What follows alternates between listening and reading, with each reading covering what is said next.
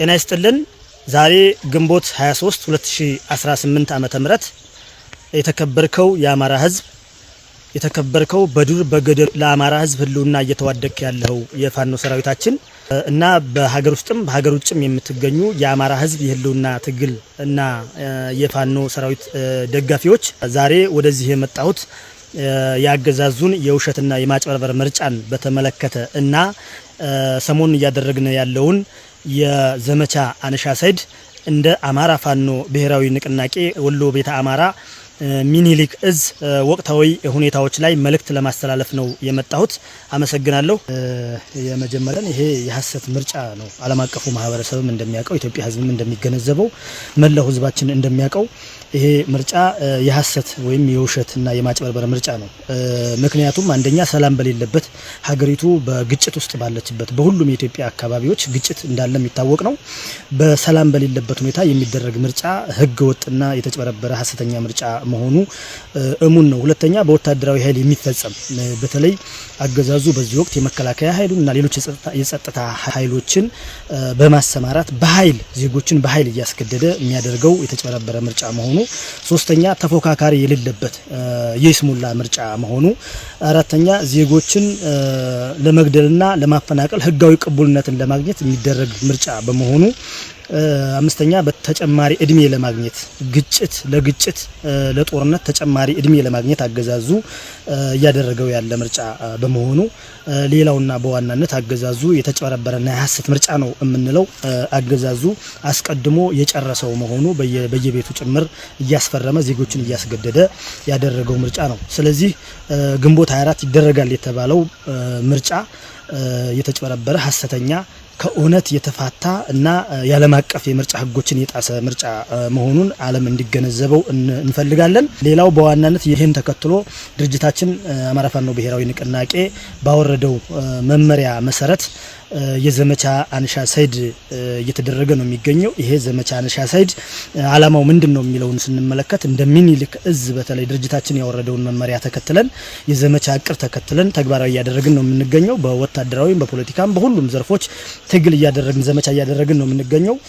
ስለሆነም ነው የዘመቻ አንሻሳይድ ዋና አላማው አንደኛ በጦርነት ውስጥ አገዛዙ በወታደራዊ ኃይል የሚያደርገውን የውሸት ምርጫ ማጋለጥ ነው። ይሄ ለዓለም አቀፉ ማህበረሰብም እያደረገ ያለው የተጭበረበረና ሐሰተኛ ምርጫ ማጋለጥ ነው። ሁለተኛ የአገዛዙ ኃይል የውሸት ምርጫውን ለማሳካት በሁሉም ቀጠና ዜጎችን በኃይል በማስገደድ እና ወደ ገጠር ፋኖ በተቆጣጠራቸው የገጠራማ አካባቢዎች ከፍተኛ ኃይሉን በማሰማራት ጦርነትና ግጭት እያደረገ በመሆኑ ስለዚህ ዜጎችን ለመጠበቅ ከጥቃት ለመከላከል አላማው ያደረገ ውጊያ እየተደረገ ነው የሚገኘው። ሌላው እና የህዝብ ነጻነትን ማረጋገጥ ነው የዘመቻ አንሻሳይድ ዋናኛው አላማ ማለት ነው።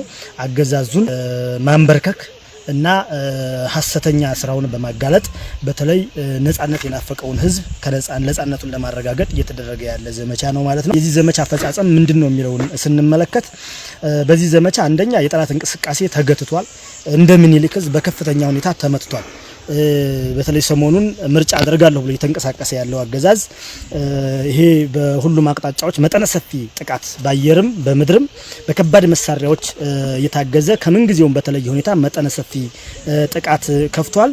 ይሄን ጥቃት ለመመከት ሚኒሊክ እዝ በሁሉም አቅጣጫ ሰራዊታችን ጀግናው ሰራዊታችን እየመከተ ነው የሚገኘው። ለምሳሌ ያህል ብናነሳ አንደኛው እንጃፋት ነው። በእንጃፋት ቀጠና ወይም በሰሜን ወሎ የላስታ ላሊበላ ዙሪያ ማለት ነው በርካታ ኃይሉ ተደምስሶበታል። በርካታ እንደ ድሽቃ ያሉ እንደ ብሬን ስናይፐር እና ሌሎች ነፍስ ወከፍ መሳሪያዎች በገፍ ተማርከዋል።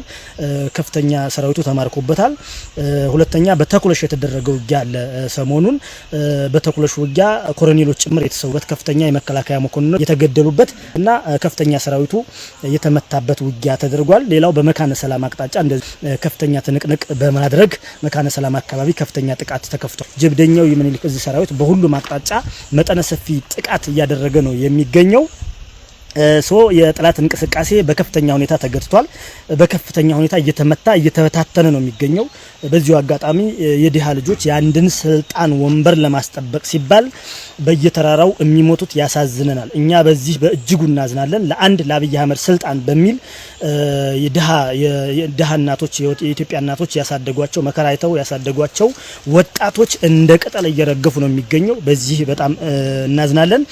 ሁለተኛ የዚህ ዘመቻ አፈጻጸም ስንመለከተው የትራንስፖርት እገዳው ሙሉ በሙሉ ተግባራዊ ሆኗል። እንደሚታወቀው አፋብን ድርጅታችን የትራንስፖርት እንቅስቃሴ ገደብ ከ20 ጀምሮ ከግንቦት 20 ጀምሮ ማውጣቱ የሚታወስ ነው።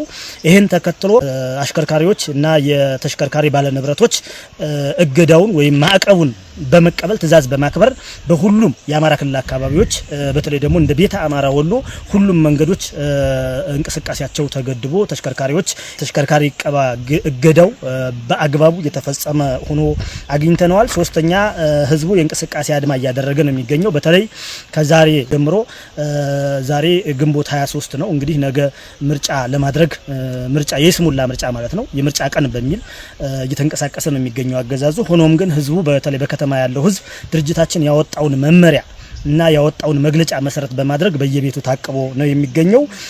በዚሁ አጋጣሚ ህዝባችንን ማመስገን እንፈልጋለን።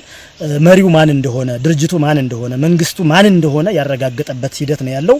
ስለዚህ ህዝቡ በየቤቱ ዛሬ በተለይ እየታቀበ በየቤቱ የተቀመጠበት ሁኔታ አለ።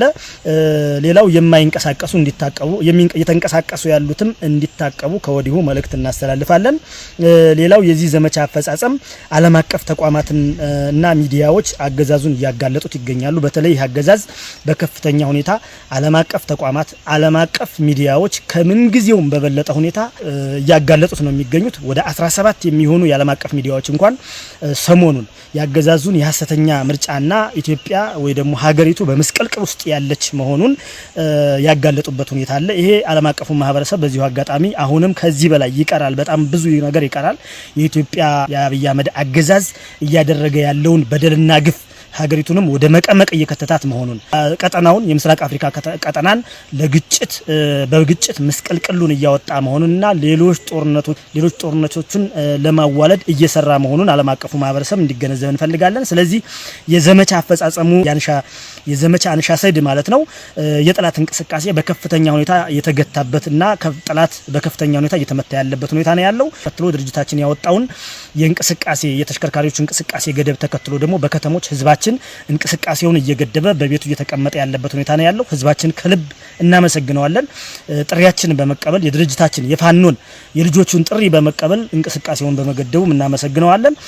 ሌላው ዓለም አቀፉ ማህበረሰብ በተለይ በዚህ ሰሞን ሚዲያዎች እና የዓለም አቀፍ ተቋማት ያገዛዙን ሴራ ገመና ሀገርን ወደ ቁልቁለት የመውሰድ ጉዞ እና ቀጠናውን የማተራመስ እቅድ በመተንተን እየሰሩ ያሉትን ስራ አፕሪሺየት ማድረግ እንፈልጋለን፣ ምስጋናም ማቅረብ እንፈልጋለን። ነገር ግን ዓለም አቀፉ ማህበረሰብ አሁንም አብይ አህመድ ላይ ማዕቀብ በመጣልና በማጋለጥ በመረዳት ደረጃ የሚቀር ነገር እንዳለ ስለምናምን ዓለም አቀፉ ማህበረሰብ አሁንም ይህንን ያገዛዙን ሴራና ተንኮል የግጭት መንስኤነት እንዲያወግዝ ጥሪ ማስተላለፍ እንፈልጋለን። ሌላው አገዛዙ ሰሞኑን ምን እያደረገ ነው የሚለውን ስንመለከት በተለይ አንደኛ በኃይልና በማስገደድ ቤት ለቤት እየዞረ ጭምር እያስፈረመ ነው የሚገኘው። ቤት ለቤት እየዞረ እንግዲህ ምርጫውን እስከ ዛሬ 23 ማለት ነው ጨርሶታል። ኦልሬዲ ህዝቡን እናቶችን እያስገደደ ከተማ ውስጥ ያሉ ወጣቶችን አዛውንቶችን እያስገደደ ቤት ለቤት እየገባ ጭምር እያስፈረመ ብልጽግናን ምልክት እያስመረጠ ነው የሚገኘው። ይሄ በዓለም አቀፍ ደረጃ ፍጹም ነውረኝነት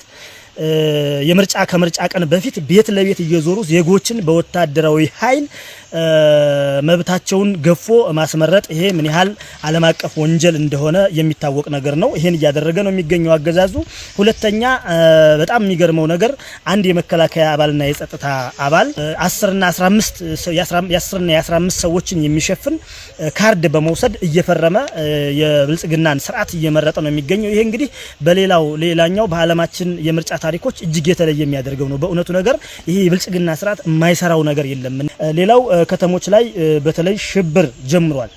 በተለይ ይሄ የፋኖ ትእዛዝ ተግባራዊ መደረጉን ተከትሎ ህዝባችን እንቅስቃሴ ገደብ የተሽከርካሪ ገደብ ማድረጉን ተከትሎ የብልጽግና ስርዓት በየከተሞቹ ሽብር ጀምሯል። ለምሳሌ ዛሬ ወልዲያ ከተማ ጎንደር በር የሚባል አካባቢ ላይ ባጃጆች ላይ ፍንዳታ ተግባር ፈጽመዋል። ይሄ የአሸባሪነት ተግባር ነው። ይሄን እያደረገ ያለው ፋኖ ፈጸመ በሚል ህዝቡን ለማሸበር እና የአማራ ህዝብ የአማራ ፋኖ ብሔራዊ ንቅናቄ ያወረደውን ትእዛዝ የአማራ ህዝብ ሳይሸራርፍ በማክበሩ ብልጽግና ተደናቅጦ ከፍተኛ ግፍ እየፈጸመ ነው የሚገኘው።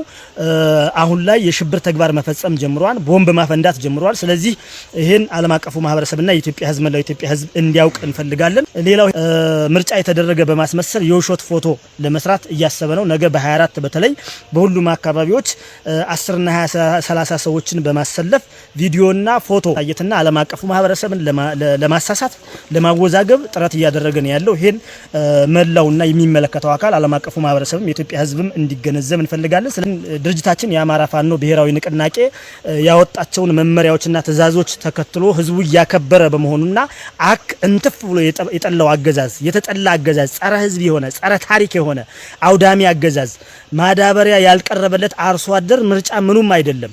እየተፈናቀለ እየተሰቃየ ያለ ህዝብ ምርጫ ምኑም አይደለም። የወር ደሞዝ ተከፍሎት ሳምንታዊና ለሳምንት ወጪውን መሸፈን ያልቻለ መንግስት ሰራተኛ ወይም የህዝብ አገልጋይ ምርጫ ምኑም አይደለም። ከፍተኛ ግብር እየተጣለበት ከወረቱ ስንቆ የላቀበት ወረት ያጣ ነጋዴ የከሰረ ነጋዴ የምርጫ ጉዳይ ምኑም አይደለም። ሰርቶ መብላት ያልቻለ ወጣት እና ሰርቶ አደር መስራት ያልቻለባት ሀገር ላይ ምርጫ ምኑም አይደለምና እንፈልጋለን። በመጨረሻ መልእክት ማስተላለፍ የምንፈልገው እንደ ቤት አማራ ወሎ ሚኒሊክ ዕዝ ጀብደኛው ሰራዊታችን ጠላትን አንገቱን እያስደፋ ነው የሚገኘው። የፖለቲካ እና የሚዲያ ስራችን በተቀናጀ መልኩ እየሄደ ነው የሚገኘው። በተለይ ለዓለም አቀፉ ማህበረሰብ እውነቱን በማስረዳት ደረጃ እና ሴራውን ያገዛዙን ሴራ አሻጥር በማስረዳት እና በማጋለጥ ደረጃ ከፍተኛ ስራ እየተሰራ ነው የሚገኘው። መልእክት ማስተላለፍ የምንፈልገው እንደ ሚኒሊክ ዕዝ አንደኛ ፋኖ ከተሞችን በከበባ ውስጥ አስገብቷል። ሁሉም ከተሞች አሁን በፋኖ ከበባ ውስጥ መሆናቸውን ህዝባችን ያውቃል።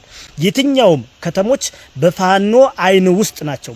ስለሆነም ያገዛዙ ኃይል ላይ የኃይል እርምጃ እንደምንወስድ ወታደራዊ ጥቃት እንደምንከፍት መታወቅ መቻል አለበት። ሌላው የሐሰት ምርጫ አስፈጻሚዎች ላይ የማያዳግም እርምጃ እንደምንወስድ ባንዳዎች ትላንትና የአማራን ህዝብ የሸጣችሁ የአማራ ባንዳዎች ዛሬም የስንዴ ነዶ ምልክት ያለበት ቲሸርትና ኮፍያ የለበሳችሁ ባንዳዎች ካሁኑ ቲሸርትና ኮፍያችሁን እያቃጠላችሁ አሰላለፋችሁን እንድትቀይሩ መልእክታችን ማስተላለፍ እንፈልጋለን። እኛ ዋና ፍላጎታችን ዋና አላማችን የአማራን ህዝብ ከህልውና አደጋ ማውጣት ነው። ሁለተኛ እየፈረሰች ያለችውን ሀገራችን ኢትዮጵያን መታደግ ነው። የኢትዮጵያን አንድነት ማስቀጠል ነው። ስለዚህ በየጓዳው የነበራችሁና ፋኖ የተዳከመ ሲመስላችሁ ብቅ ያላችሁ አንዳንድ ባንዳዎች አርፋችሁ እንድትቀመጡ መልእክታችን በጥብቅ ማስተላለፍ እንፈልጋለን። እኛ ህዝቡ ገዳዩን አልመርጥም ማለት መቻል አለበት። ገዳይ ነው የብልጽግና ስርዓት ያፈናቀለ የብልጽግና ስርዓት ነው። በከባድ መሳሪያ ቤትህን የሚያቃጥልብህ ልጆችን የሚገልብህ በሞርተርና በመድፍ የሚጨፈጭፍ የሚገልብህን የብልጽግና ስርዓት ልትመርጥ አይገባም።